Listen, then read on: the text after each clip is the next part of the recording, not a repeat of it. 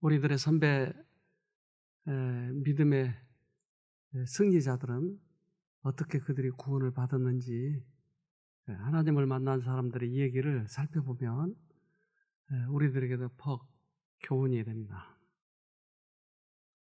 요셉은 하나님을 만났어요.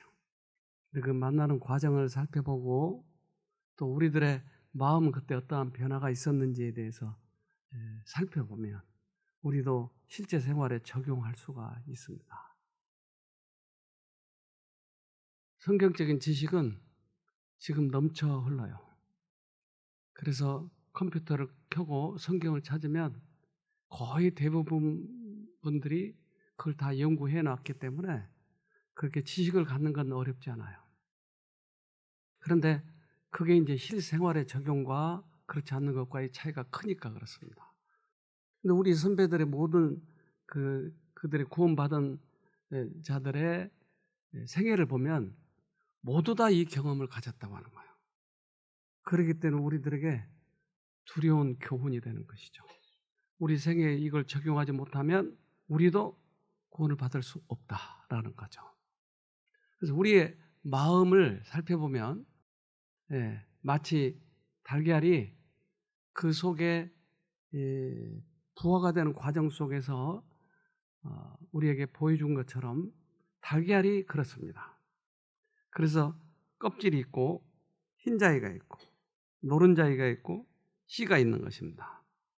그래서 이 달걀의 원리를 보면 우리 몸에 육체가 있고 육체 안에는 마음이 있는데 이 마음은 흰자위와 노른자위가 있더라. 그래서 두 마음이 있는데 이 두 마음 중에 특별히 노른자위에 씨가 생기는데 그 씨가 하나님의 말씀이 우리 생애에 들어와서 심기면 어제 제가 씨에 대해서 설명을 드렸죠. 씨가 우리 마음에 즉 노른자에 박히면 거기에서 부화가 되기 시작하는 거죠. 자라기 시작하는 거죠. 그러니까 우리 마음은 이 펼쳐놓고 보면 너무 그렇게 간단해요. 어렵지 않아요. 그래서 어제 우리 그 학생이 씨가 어떻게 박혀요? 하고 물어보더라고요. 그러니까 이제 관심이 있는 거예요. 씨가 어떻게 박혀요? 씨가 어떻게 박히는가? 그러니까 눈으로는 봤는데 이제 그게 우리 마음에 박힐 때는 어떻게 박히는가? 연구해야 할 대상이에요. 그래서 하나님의 말씀을 씨라고 그랬죠. 근데 하나님의 말씀이 감동으로 성령의 은혜로 우리 마음에 와서 닿으면 씨가 박히는 거예요. 지식적으로 이해해서 박히는 것이 아니고 이게 우리의 마음에 와서 닿을 때 감동으로 그리고 그것이 하나님의 영께서 심어줄 때 박히는 거예요. 이게. 그러니까 성경 지식을 많이 알고 있는 신학 박사라 할지라도 이 경험이 없으면 지식만 계속 전하고 있는 거예요. 다른 사람들에게. 그러나 이것을 경험한 무식한 사람도 경험해보면 확실하니까 실체를 전하고 있는 것이에요. 그래서 우리 그 달걀을 보면 흰자위를 뭐라고 그런다고요? 겉사람 그리고 속사람. 근데 속사람과 겉사람은 서로 싸우고 있어요. 로마서 7장 22절로 23절 내 속사람으로는 하나님의 법을 즐거워하되 내 지체 속에서 한 다른 법이 내 마음의 법과 싸워 내 지체 속에 있는 죄의 법 아래로 나를 사로잡아 오는 것을 보는도다. 그래서 흰자위가 노른자위가 싸우고 있다. 그런데 노른자위가 싸워서 이기면 그 안에 이제 씨가 박히기 시작하는 거예요. 우리 마음속에 있는 이 싸움을 잘 이해해야지. 그렇지 않으면 계속 생각이 지는 거예요. 근데 이걸 이해하지 못하고 막연히 사단과 싸운다고 하는 것은 백전백패예요. 근데 이치를 알고 싸우는 거야. 그래서 선악간의 이 싸움은 우리가 생애에서 싸우는 싸움 중에 가장 큰 싸움인데 그 싸움을 이렇게 한다라고 얘기를 해요. 로마서 6장 16절 사람은 누구나 자신이 섬길 주인을 스스로 선택할 수 있습니다. 가령 여러분은 죄를 주인으로 섬겨 죽음을 부를 수도 있고 순종의 종이 되어 의에 이를 수도 있습니다. 여러분 스스로가 자신을 바치는 바로 그 대상이 여러분의 주인이고 여러분은 그의 노예가 되는 것입니다. 어떻게 내가 종이 되는가? 그것은 내가 선택한다 이렇게 얘기했네요. 그러니까 내가 속사람을 선택하든지 겉사람을 선택하든지 그건 내가 한다. 그러면 구원은 누가 정하는 거예요? 자, 양쪽 답이 다 나왔습니다. 구원은 누가 선택하는 거예요? 본인이 선택하는 거예요. 그래서 예정론은 여지없이 틀린 거예요. 우리는 구원받을 사람과 받지 못할 사람들이 정해져 있다 그러면 누가 이 선택력을 사용하겠어요?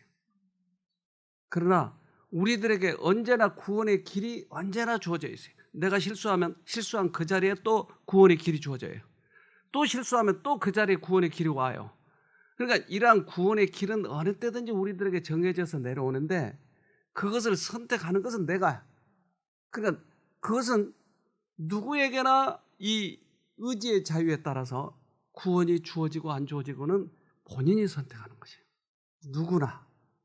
그래서 자꾸 이것을 사용해 보면 오늘 담배를 피우고 싶은데 참았어. 근데 그 참을 때 하나님을 불러서 참았어. 그러면 이 내 속사람 속에서의 어떤 일들이 벌어졌을까요? 내 이 마음 속에서 무슨 일이 벌어졌냐고요?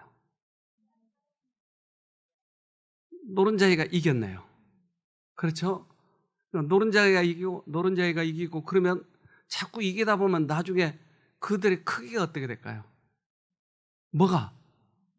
노른자이가 크면 흰자이는 줄어들겠네요. 성화. 그러니까 노른자이가 자꾸 커가면 그 겉사람이 줄어든다는 말을 성경은 이렇게 얘기해요.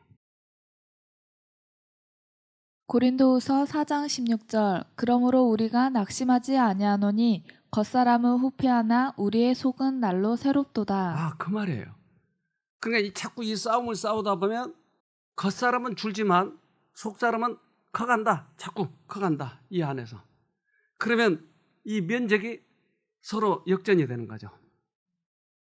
그래서 우리가 이 부활의 날 아침에 예수님을 만나는 모든 사람들은 이 안에서 커가지고 거의 엄마의 모습을 닮아가 있더라. 그 달걀 속에 새끼 병아리가 들어있어서 그 병아리의 모습이 엄마를 닮더라. 점점점 씨가 자라니까. 이 싸움에서 승리해야 되니까. 계속 이 싸움을 싸우는 거예요. 그러니까 우리가 싸우는 싸움 중에 가장 큰 싸움은 이 싸움이었어요.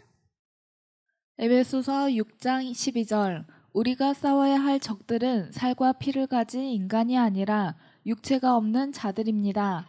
다시 말해서 그들은 눈에 보이지 않는 세상의 악한 지배자들과 강력한 존재와 이 세상을 지배하는 어둠의 왕들과 영적 세계에 있는 무수한 악령들입니다. 네.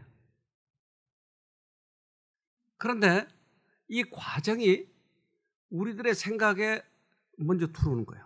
생각과 감정을 사단은 사용할 수 있으니까.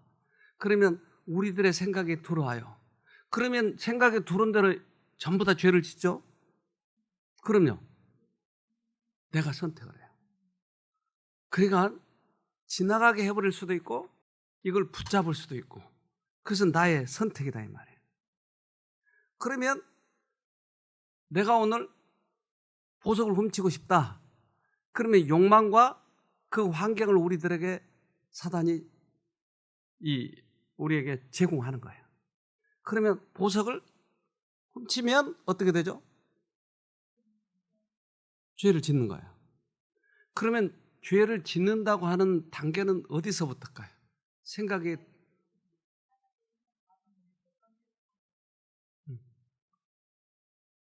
두른 단계 아니면 그것을 붙잡은 단계 아니면 죄를 지은 단계.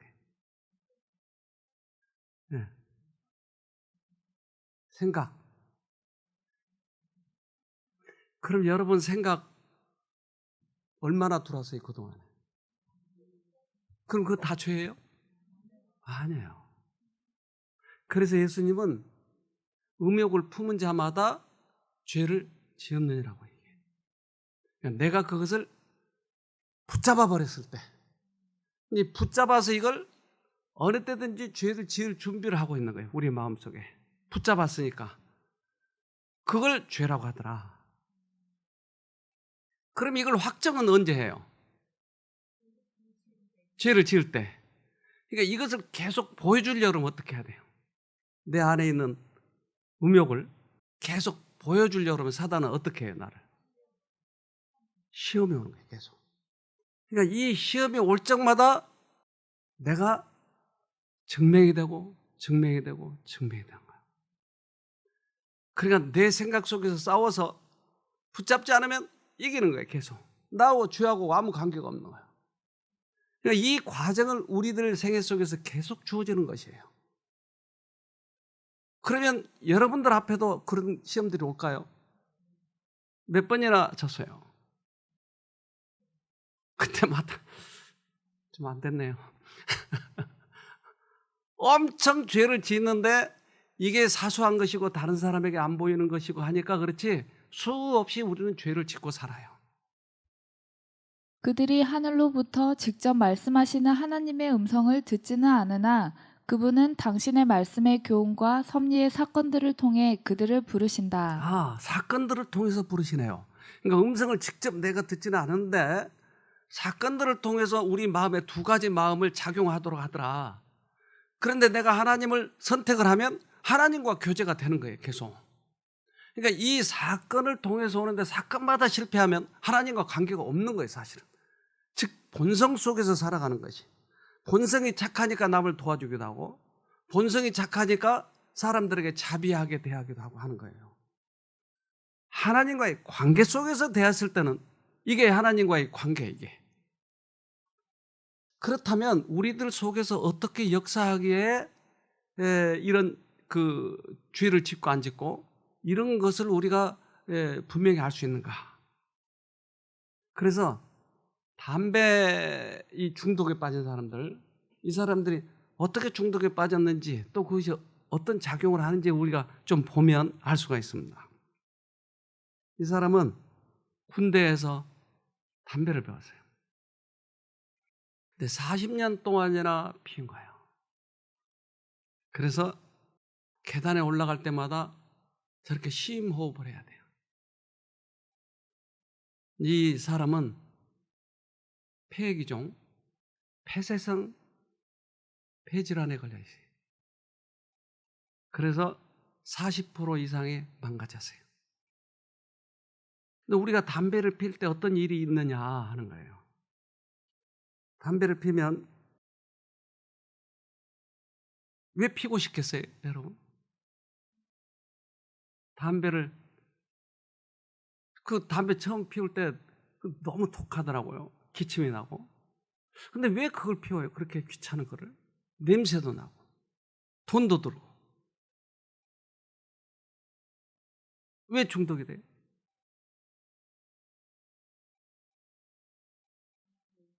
여기 피워본 사람 없는 것 같은데, 여러분.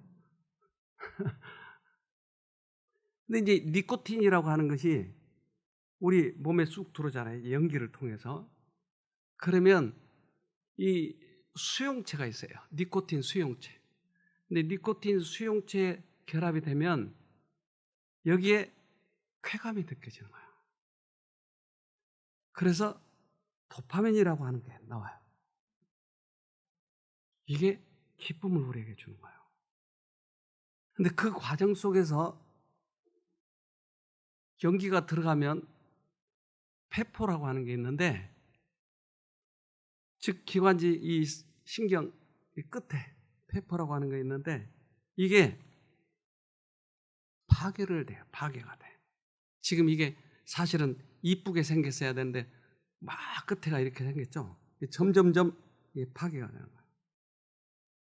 그러면 나중에는 산소 공급을 받을 수가 없는 거예요. 담배가 이렇게 만드는 거예요.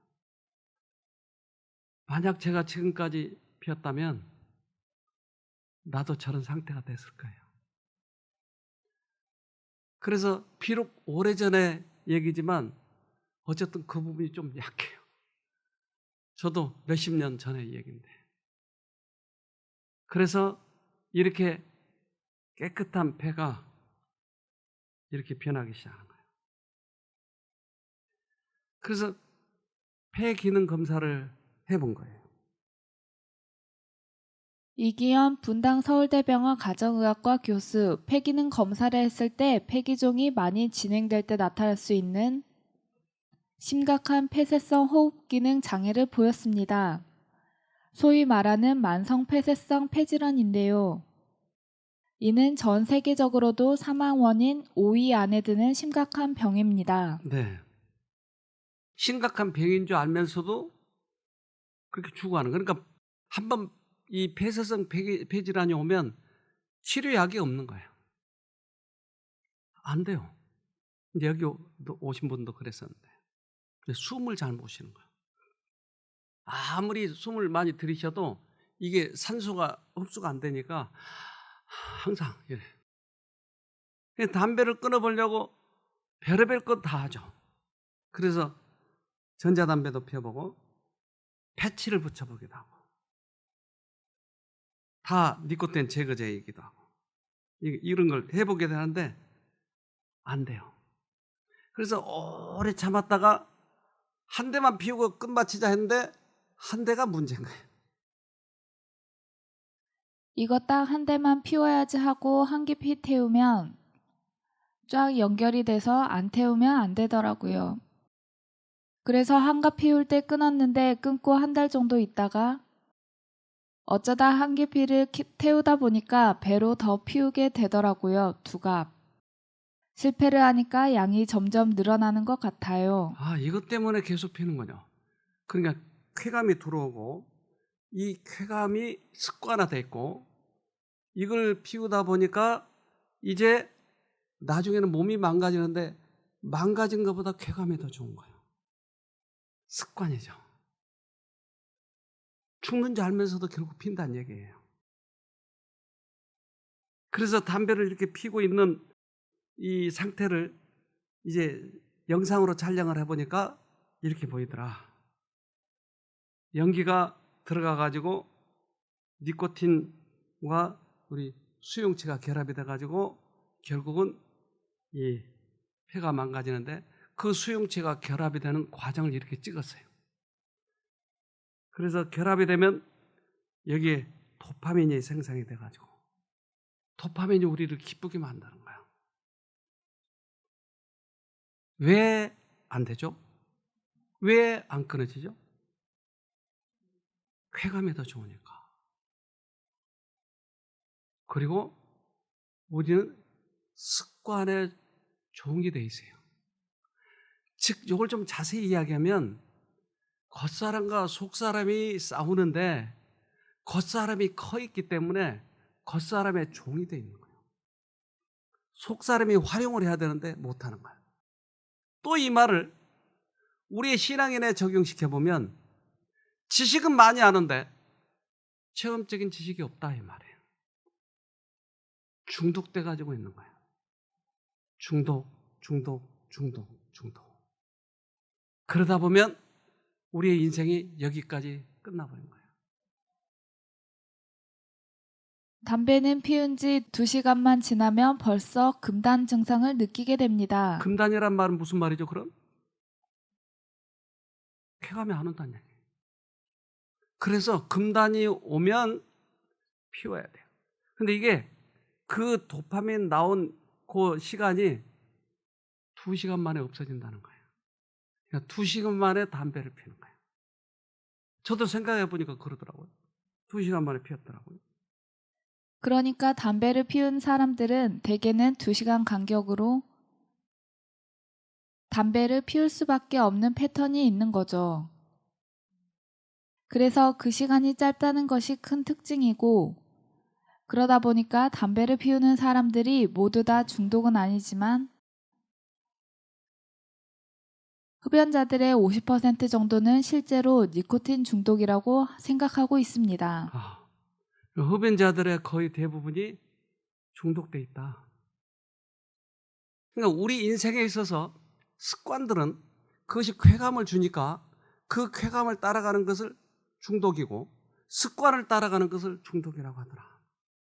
그렇다면 내가 나를 바꿔야 되는데 안 바꿔지는 이유는 뭐 때문에 그래 지금 보니까 습관과 이제까지 경험했던 것에서 쾌감을 느끼고 있는 거야.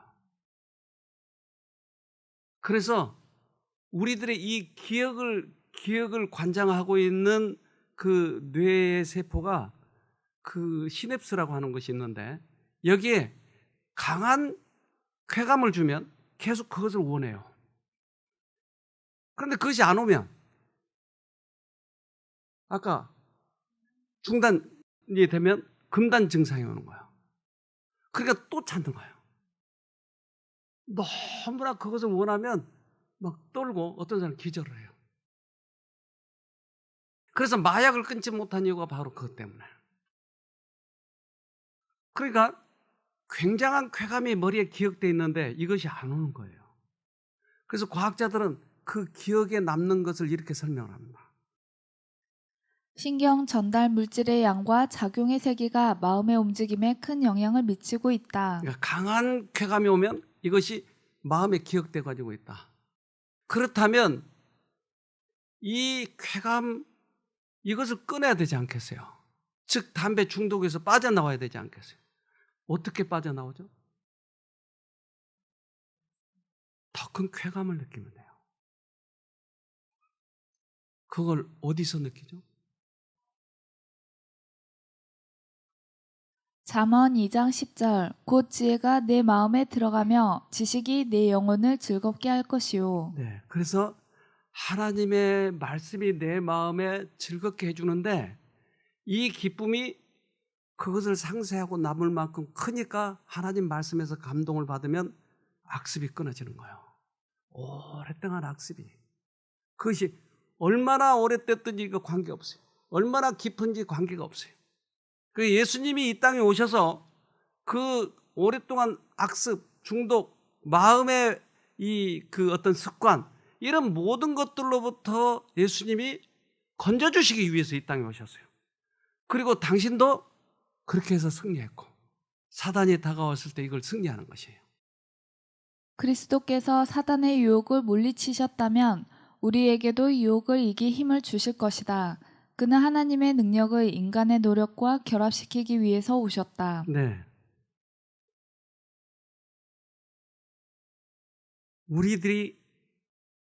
우리들이 여기에서 빠져나가려면 하나님의 능력과 인간의 노력은 뭐죠, 그럼?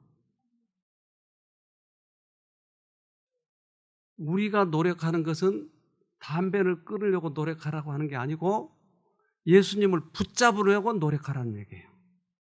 그러니까 우리의 손과 하나님의 손이 붙잡혔을 때 하나님의 능력이 나의 손을 통해서 들어오는 거예요. 이것을 하라고 하는 거죠. 그래서 말씀의 능력이 우리에게 더 큰 쾌감을 줬을 때 우리가 여기에서 해방이 되는 것이에요. 마치 맛있는 걸 먹으면 이 맛없는 것을 먹기 싫어하는 것처럼 맛있는 걸 먹으면 쉽게 맛없는 것을 끊을 수가 있는 것처럼 하나님의 이 말씀이 나에게 더 큰 기쁨을 주면 쉽게 우리는 습관을 끊을 수 있다. 예레미야 15장 16절 주께서 제게 말씀만 하시면 저는 모든 말씀을 그대로 받아 삼켰습니다. 주님의 말씀은 제 가슴을 기쁨과 행복으로 가득히 채워놓았습니다. 온 세상의 주인이신 여호와여, 저는 오직 주님의 사람이기 때문입니다. 자, 그러니까 이 말씀에 대해서 기쁨을 느낀 사람들은 목숨을 걸고 생애의 변화를 가져오고 충성하는 것이 말씀에서 기쁨을 느껴야 돼요. 지금은 말씀 듣는 시간이에요. 이 기쁨이 없으면 우리들의 생애가 근본적으로 바뀌어지질 않아요. 말씀이 우리의 속마음을 터치해서 그 속마음에 씨를 내려놔야 거기에서 새롭게 태어나는 거예요. 새롭게 이것을 거듭남이라고 그래요. 새로운 부활이에요. 하나님께서는 우리의 유한한 힘으로 악과 싸우도록 우리를 버려두지 않으셨다. 우리의 선천적 혹은 후천적 성격이 아무리 그릇되게 이루어져 있을지라도 우리는 그분께서 주시고자 마련해 주신 능력을 통하여 승리할 수 있다. 네. 그래서 유전적으로 부모로부터 받은 악습, 우리가 또 후천적으로 배양된 악습, 이 모든 것을 하나님의 능력으로 끊을 수 있다. 하나님이 도와주시니까. 그러니까 우리들의 선배들의 생애를 통해서 그들은 어떻게 했을까? 요셉의 생애에 있어서 우리가 배울 것이 있는데, 요셉은 나중에 뭐가 되죠? 총리 되시는 거예요. 그는 포로에서 총리 되시게 된 거예요. 어떻게 해서 그가 이렇게 됐을까? 이 미국 노스캐롤라이나에서 실험실에서 쥐를 가지고 실험을 하는데, 그 쥐의 실험은 이렇습니다. 여기 듀크 대학이라고 하는 대학교에서. 근데 쥐를 어떤 실험을 했냐면 이런 실험입니다. 이 둘은 나이, 성, 유전자가 완전히 같은 쌍둥이입니다. 네, 쌍둥이인데 색깔이 달라요. 이 일란성 쌍둥이 말하자면 똑같은 쌍둥이가 색깔이 둘이 다 달라요. 그런데 몸의 크기도 차이가 나는 거예요. 어떻게 저렇게 만들었을까 하는 거예요. 랜디저드 교수, 이 쥐들에게는 털의 색을 결정하는 아구티라는 유전자가 있습니다. 네. 그래서 털의 색깔을 결정하는 아구티라고 하는 유전자가 있는데, 이 아구티를 어떻게 하느냐에 따라서 털이 바뀌고 몸의 크기가 다른 거예요. 그럼 어떻게 했을까? 쌍둥이 쥐라도 이 유전자의 작동 여부에 따라 털의 색이 달라질 수 있는 거죠.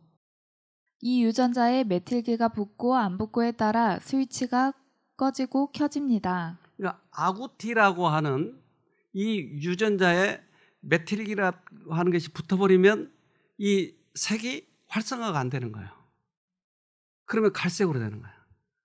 근데 이 메틸기가 안 붙으면 그 색깔 그대로 나오는 거예요. 이걸 어떻게 조절하느냐?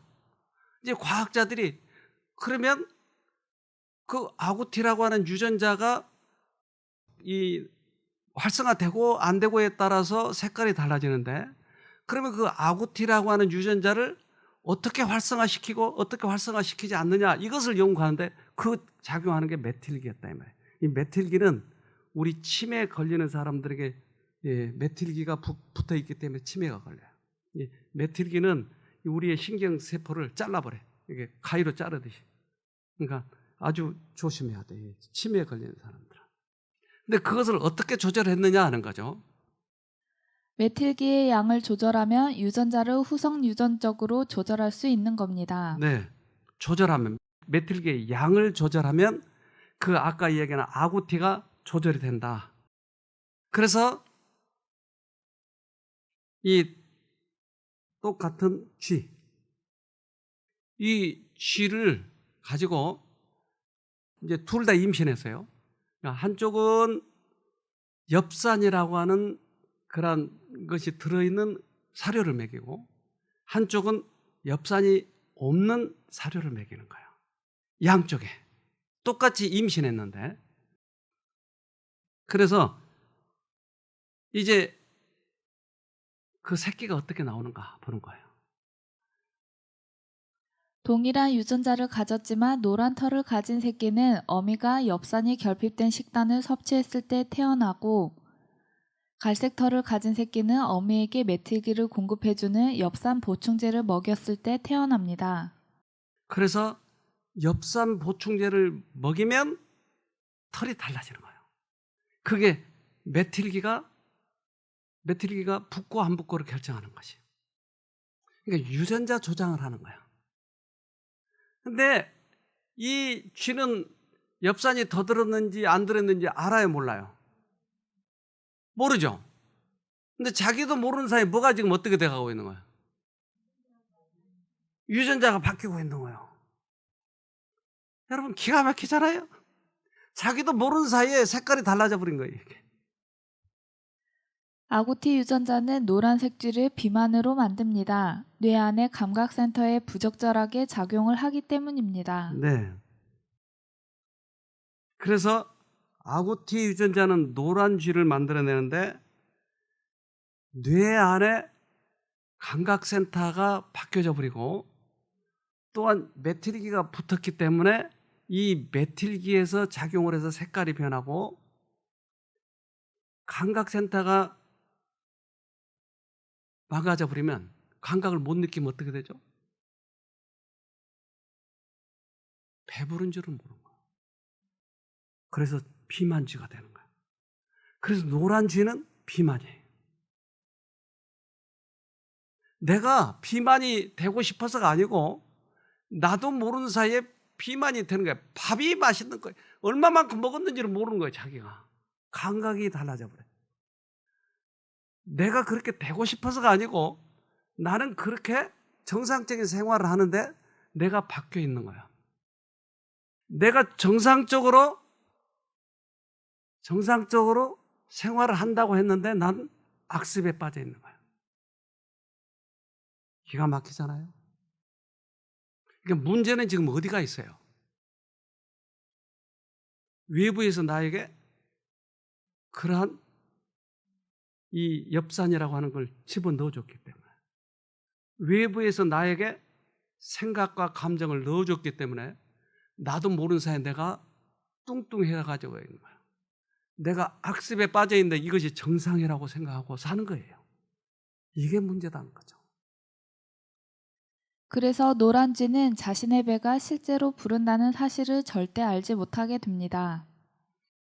계속해서 마음껏 먹게 되는데 결국엔 비만, 당뇨, 암에 걸리게 되는 거죠. 제가 여기서 확실히 하고 싶은 점은 메틸기는 궁극적으로 DNA에 붙어 유전자의 작동을 조절하는 프로그래밍을 한다는 사실입니다. 네.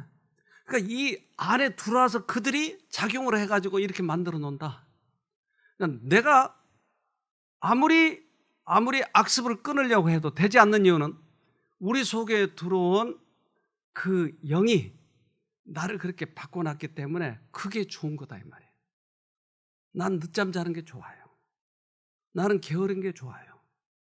나는 밥을 많이 먹는 게 좋아요. 그리고 건전한 생활보다는 방탕하게 노는 게 좋아요. 이게 그렇게 돼 있어요. 지금 프로그래밍이 돼 있어요. 그러니까 여기서 바꾸려고 하는 것은 불가능해요. 그냥 바꾸지 맙시다 그러면. 되는 대로 살자고요. 그래서 알코올 병동에 가면 아무리 그들이 끊으려고 해도 다시 나오면 또 다시 알코올, 또 다시 알코올. 왜 안 돼요? 유전자 자체를 바꾸는 방법을 모르니까. 예수님께서는 그걸 하신다고 그랬어요. 우리는 하나님으로부터 새 마음을 받아야 한다. 우리는 새 생애를 하고자 갈망해야 한다. 어떤 사람은 그들 속에 이미 존재해 있는 선을 개발하기만 하면 된다고 믿는다. 그러나 그것은 죽음으로 끌고 갈 거짓말이다. 우리 힘으로 해보자. 이건 거짓말이다. 죽음으로 끌고 갈 거짓말이다. 우리 힘으로 안 된다. 새 마음이 들어와야 된다. 그분이 나를 바꿔놔야 바꿔지는 것이다.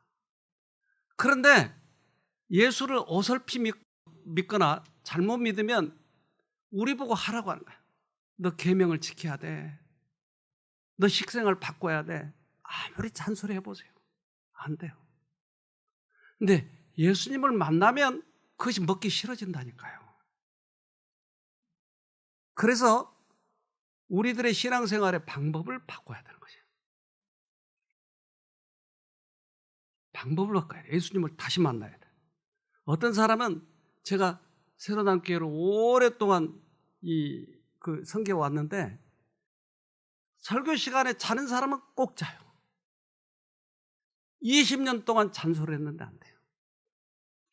어떨 때는 한 앞에 앉아가지고 입을 벌리고 자. 그러면 복장이 터져버려요. 나 그럼 설교 뭐해? 뭐하러 해 지금. 그래 너무나 그래서 설교 중에 한번 얘기했어요. 내가 입 벌리고 자면 내가 기운이 떨어져서 안 되니까 벌리지 맙시다. 5분 후에 또 입 벌리고. 안 돼요. 하나님을 만나야 돼요. 하나님. 우리는 내 힘으로 하려고 하니까 안 되는 거예요. 이거 너무나 그동안 신앙생활 잘못해온 거예요. 잔소리 해가지고 바꾸려고 하는 거예요. 절대 안 돼요. 오히려 나와 그 거리만 멀어져 버려요. 그들에게 예수님을 만나도록 해줘야 돼요. 그럴 때 바뀌는 거예요. 그러니까 우리들의 이 식생활의 중요한 이유는 바로 그거예요. 지금 우리가 여기서 건강식을 하잖아요. 그런데 이 건강식을 해야 된다는 이유가 신앙을 잘해야 된다고 하는 것보다 더 큰 의미가 있는 것이에요. 우리들의 생애를 변화시키니까 그것 자체가. 지금 엽산이 공급되고 안 공급에 따라서 색깔이 바뀌어 버리잖아요. 그래서 이 사람이 그것을 알았어요. 그런데 모든 메틸기는 우리가 섭취하는 음식에서 옵니다. 그게 바로 식습관이 굉장히 중요한 이유입니다. 네. 그래서 주님으로부터 온 능력이 우리를 바꿔야 되는데 그 능력이 어디서 오느냐 하는 거죠. 베드로전서 1장 18절로 19절. 여러분도 알다시피 이전에는 아무 가치도 없는 방식에 매여 살았습니다. 그것은 여러분의 조상이 물려준 헛되고 쓸모없는 것입니다. 하지만 이제 여러분은 그러한 무가치한 삶에서 구원받았습니다. 금이나 은같이 없어지고 말 어떠한 것으로 대가를 지불한 것이 아니라 한 점의 죄도 흠도 없으신 어린 양 예수 그리스도의 보배로운 피로 여러분은 구원받은 것입니다. 조상으로부터 물려받은 쓸데없는 그런 악습들, 이걸 어떻게 바꾼다고요? 예수님의 피로만 바꾼다. 그러니까 예수 피 없이 자기 깡으로 하려고 하는 사람은 다 실패하는 것이에요. 그래서 예수님을 믿는 거예요, 우리가. 예수쟁이 되고자, 광신자 되고자 하는 것이 아니고 실제적인 생애에서의 변화예요. 요셉은 어렸을 때부터 이 아버지의 과잉 보호를 받았어요. 그래서 결국 그것이 형들의 미움을 사서 그가 애굽으로 팔려가게 되죠. 형들 앞에서 저런 꿈 자랑하고 얼마나 믿겠어요. 막내둥이로, 막내는 아니지, 태어나가지고 그것도 얼마나 귀여워요 이게. 그러니까 아빠가 그 자제하지 않고 무조건 과잉 보호했죠. 그러다 보니까 형들의 미움을 받아서 애굽으로 팔아버려요, 장사꾼들에게. 옛날에는 아빠가 언제나 나를 돌봐줬어요. 근데 제가 요셉의 심정을 많이 이해할 때가 있었어요. 나는 막내로 태어나서 특별히 나를 많이 사랑해 주셨어요. 근데 형들이 아빠 없을 때 된통 내가 많이 당했어요. 따로 불러가지고 얼마나 울면 운다고 두들겨 패고, 너 아빠한테 이 얘기하면 주고 다음엔 더 주고, 이 얘기도 못하는 거예요. 더 죽을까 봐. 그런데 우리 아빠가 결국 돌아가셨어요. 그래서 제가 이 훈련병 때, 이 자대 막 들어갔을 때 그때 돌아가셨어요. 그러니까 이 사회생활도 안 해봤는데 얼마나 막막하던지. 그래서 그 아빠를 부르고 싶어서. 근데 이 세상에서 아빠를 부를 데가 없더라고요. 어디 있죠, 여러분? 그래서 우리 집사람으로부터 이제 교회를 끌려가가지고 교회에서 처음으로 하나님 아버지를 부르니까 와, 속이 막 터지는 것 같아요. 후련해지고. 그러니까 그 아빠의 존재를 그전에는 전혀 몰랐어요. 항상 계실 걸로만 생각했어요. 근데 그 아빠가 안 계셨을 때 이 내 마음에 그 우울함, 그래서 오랫동안 이 우울증처럼 느껴졌어요. 그런데 우리 아빠가 제가 훈련 이제 그 자대로 와서 이제 훈련 시작되는데 그때 우리 아빠가 찾아오셨어요. 제 그 면회를 왔는데 우리 아빠가 지팽이를 짚고 한쪽이 기울여 가지고 오신 거예요. 입이 한쪽에 침이 흘리면서. 난 순간 창피했어요. 우리 아빠의 멋진 모습을 보여주고 싶고 그러는데 침을 흘리고, 그리고는 저를 중국집에 데리고 가서 짜장면을 사주시는데 그때 우리 아버지가 그러더라고요. 너 앞으로 형들 말 잘 듣고 잘해야 돼. 엄마한테도 잘해야 돼. 그리고 혹 아빠가 없거든. 이제까지 살아왔던 그 지혜대로 잘 살아야 돼. 이것이 마지막 말인지는 그때 몰랐어요. 그게 마지막 말이었어요. 그래서 제가 설교 중에 우리 아버지에 대해서 이 얘기를 많이 한 이유는 아버지의 사랑을 내가 많이 받았기 때문에 그래요. 그리고 그때 마음에 결심을 했어요. 아빠를 내가 모실 것이다, 앞으로. 근데 아빠는 결국 떠나셨지만 우리 어머니를 평생 모셨어요. 근데 이 요셉이 그 아빠를 떠나는 거예요. 17살 때. 그때 요셉의 생각은 그의 아버지의 하나님께로 향하였다. 그는 어린 시절에 하나님을 사랑하고 경외하도록 가르침을 받았다.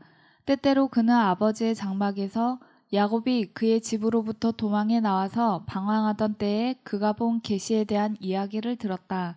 그는 여호와께서 야곱에게 약속하신 언약과 그 언약이 어떻게 성취되었는지에 대해 들었다. 곧 필요할 때에 어떻게 하나님의 천사가 그를 교훈하고 안위하고 보호하셨는지에 대하여 들었다. 그동안 아버지로부터 들은 것을 이제 다시 상기하기 시작하는 거예요. 아빠는 나를 보호해 줄 수 없어요. 근데 아빠에게 들었던 하나님은 나를 보호해 줄 수 있는 거예요. 근데 우리는 언제나 가족과 함께 인생을 끝까지 같이 갈 줄로 생각하지만 결국 부모나 할머니는 나이가 들어서 이 세상에서 하직하고 나 혼자만 가야 할 때가 있는 것이에요. 언제 배우죠? 나 혼자 가는 길을 언제 배우죠? 그때 다 돌아가시고 나서 배우려면 너무 늦는 거예요. 지금 배워야 되는데 어떻게 배우죠? 인생길을 나 혼자만 갈 때가 있다니까요. 내가 병들었을 때 나 혼자 가야 돼요. 누가 나를 절대 이 병을 같이 알아줄 사람이 없어요. 나를 병을 회복시켜 줄 사람도 이 세상에 없어요. 하나님만 아는 거예요. 나 혼자 가는 길, 이거 빨리 배워야 돼요. 이 요셉이 17살이었어요. 그가 결심을 하게 되는 것이에요. 이제부터는 혼자 가는 거예요. 그동안 언제나 아버지가 곁에서 나를 지켜줬어요. 그러나 그는 이제 혼자 가기 시작하는 거예요. 요셉과 다니엘은 청소년 시절에 가정을 떠나 포로로 이교국으로 끌려갔다. 특별히 요셉은 그의 운명에 큰 변화를 가져다 준 많은 시련을 당했다. 네.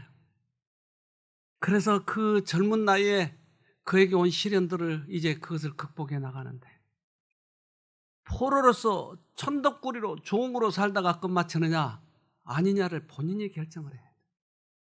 그가 이제 끌려가는 동안에 그의 온 인생이 결정하는 그 시기에 아빠 곁을 떠나서 이제 처음으로 혼자 끌려서 가는 거예요. 그때 그는 이렇게 생각을 합니다. 요셉은 애굽 땅으로 팔려간 것이 자기 생애에서 가장 큰 재앙이라고 생각했다. 아버지의 보호를 받고 있을 때에는 몰랐지만 이제는 하나님을 온전히 신뢰해야 될 필요성을 절실히 느꼈다. 요셉은 하나님을 애굽 땅으로 모시고 내려갔다. 이것이 결정적이었어요. 그는 나를 도우실 수 있는 유일한 그분을 모시고 간 것이었어요. 즉 그의 결심이었어요. 그가 결국은 승리를 했는데 바로 이 경험, 이것이 그의 인생을 승리로 만들어줍니다. 단 몇 시간 사이에 그의 입장은 사랑받는 아들로부터 비천하고 무력한 노예로 변하였다. 비록 그는 슬픔과 공포에 가득 찼지만 그러나 그는 온 마음을 다하여 하나님을 섬기고 어떤 희생을 당하더라도 하나님께 대하여 진실하기로 결심하였다. 그러므로 그 비극의 날의 경험이 요셉의 일생에 있어서 일대 전환점이 되었다. 일생일대의 가장 큰 비극이라고 생각했지만 그를 다른 사람으로 만들어준 것이에요. 그의 결심에 따라서 아까 우리가 마음의 변화, 우리 속사람과 겉사람의 이런 모든 변화는 우리들이 어느 쪽을 선택하느냐에 따라서 그것이 달라지고, 악습을 끊는 데 있어서 더 큰 기쁨을 맛보면 그 악습이 저절로 끊어진다고 그러지. 요셉은 이것을 통해서 그의 생애가 변화가 되기 시작한 거예요. 이제까지는 어리광을 부리고 부모 밑에서 그렇게 사는 것이 즐거웠지만 이제 마음을 먹고 그의 생애를 돌이킨 거예요. 그리고 더 큰 능력, 하나님을 붙잡는 법을 배운 거예요. 이가 결국은 성장하기 시작해요. 그는 우상을 숭배하는 환경에 처해 있었다. 거짓 신의 숭배는 궁정의 모든 사치에 둘러싸여 그 당시 최고의 문명국의 부와 문화의 지원을 받고 있었다. 그러나 요셉은 그의 단순성과 하나님께 대한 그의 충성심을 지켜나갔다. 왜 이렇게 바뀌었어요? 더 큰 기쁨을 맛보니까, 하나님을 붙들고 있으니까. 우리는 우리 힘으로는 빠져나갈 수 없지만 이 죄에서, 이 악습에서, 그러나 우리의 믿음은 하나님을 붙잡을 수 있는 거지. 그러면 하나님의 능력이 우리의 결심을 통해서 들어와서 우리의 생애를 전적으로 바꿔버린 거예요. 아구티의 유전자를 바꿔버린 것은 메틸기라고 하는 것이 붙었어요. 그것은 그들이 엽산이라고 하는 보충제가 섞여있는 음식을 먹었기 때문에 저절로 변했어요. 우리는 내가 나를 바꿀 수는 없지만 그러한 하나님의 음식을 먹으면 그분이 나의 생애에서 크게 변화를 주실 수 있습니다. 바뀌었어요. 이제 하나님의 음식을 먹어야 돼요. 바뀌어야 돼요. 그래서 말씀의 능력을 체험해야 돼요. 이 체험을 못하니까 오랫동안 믿었지만 말씀이 재미가 없어요. 흥미가 없어요. 왜 그런지 아세요? 왜 말씀에 흥미가 없죠? 말씀을 배워도 잠시는 이해했지만 왜 그것이 실행에 옮겨지지 않죠? 왜 그럴까요? 분명한 목적이 없어서 그래요. 내가 앞으로 변화돼야 되겠다, 내가 하늘을 가야 되겠다 라는 목적이 없으니까 그거 들어도 그만, 안 들어도 그만. 어떨 때는 자기 힘으로 해보려고 결심을 하죠. 근데 하루 이틀이 못 가요. 왜? 근본적으로 내가 엽산을 먹지 않았기 때문에 근본적으로 안 변하는 거예요. 그러니까 겉으로만 변한 척한 거예요. 안 되는 거예요. 요셉은 이것을 이뤄냈어요. 얼마나 훌륭한 사람인지 몰라요. 그가 총리 대신이 됐어요. 창세기 39장 2절로 3절 여호와께서 요셉과 함께 하심으로 그가 형통한 자가 되어 그 주인 애굽 사람의 집에 있으니 그 주인이 여호와께서 그와 함께 하심을 보며 또 여호와께서 그의 범사에 형통케 하심을 보았더라. 어떻게 해서 그가 형통해졌어요? 형통케 해주셨어요. 사건을 만날 때마다 요셉은 결심을 한 거예요. 우리들에게 사건이 닥쳐올 때마다 우리는 속사람과 겉사람이 싸우는 거예요. 그런데 속사람이 이기면 나중에 속사람이 커지는 거예요. 요셉은 사건을 얼마나 많이 겪나요? 감옥에도 들어가고 그가 그 종으로도 가고 얼마나 이 사건들을, 근데 그 사건마다 하나님을 부르고 이기고 하다 보니까 그를 총리에다 올려놓은 거예요, 하나님이. 여기서 타협했어요? 아니요, 타협하지 않았어요. 하나님이 형통케 해주시더라. 우리들의 선택에 따라서. 오늘도 우리들의 선택해야 할 기회가 온 것입니다. 예수 그리스도의 종교는 전 인격에 혁명을 일으키는 그런 것이다. 하나님의 진리는 성품을 변화시키는 능력을 갖고 있다. 네. 그리스도의 종교는 전 인격을 바꿔버린 거예요. 우리들의 인격을 바꾸는 것입니다. 병 그것만 고치고자 한다면 결국 목표가 분명치 않아요. 그런데 우리들의 인생을 바꿔버리겠다라고 생각하면 다시는 재발이 없는 그러한 건강한 사람으로 살 수 있지만, 또한 하늘까지 갈 수 있지만, 병만 고치고자 한다면 그렇게 목표가 뚜렷하지 않아요. 너무나 이기적이에요. 하늘은 가고 싶은데 나는 안 변하고 싶은 거예요. 그러나 우리의 전 인격을 주님께서 변화시켜주는 그러한 경험을 하도록 합시다. 우리 요셉을 따라갑시다. 기도합시다. 하늘에 계신 아버지, 우리들에게 다시 한번 은혜를 베풀어 주셔서 우리의 생애가 변화될 수 있는 특별한 기회를 주셔서 감사합니다. 우리들의 인생이 언제까지 살아갈지, 우리의 건강이 얼마나 유지가 될지, 우리의 생명이 어디까지 정해져 있는지 우리는 알 수 없습니다. 그러나 지금 기회가 주어지는 이 시간 동안에 주님을 꼭 만나도록 해주셔서 우리의 악습이 끊어지고 우리의 성격이 변화되고 우리의 마음이 하늘에 적합한 마음이 되도록 해주셔서 우리 인생을 가장 가치 있게 살아가는 사람들이 되도록 도와주시옵소서. 오늘도 우리에게 한 시간이 주어졌습니다. 하루가 주어졌습니다. 이 하루를 가장 가치 있게 사용하는 우리 모두가 되도록 도와주시옵소서. 요셉은 단 하루의 결심으로 결국 그가 총리까지, 그리고 하나님을 많이 증거하는 그러한 사람으로 변화되어 버리지 않았습니까? 우리도 그러한 결심을 하고 그러한 생애를 살아갈 수 있도록 우리 모두에게 축복해 주시옵기를 예수님 이름으로 기도합니다. 아멘.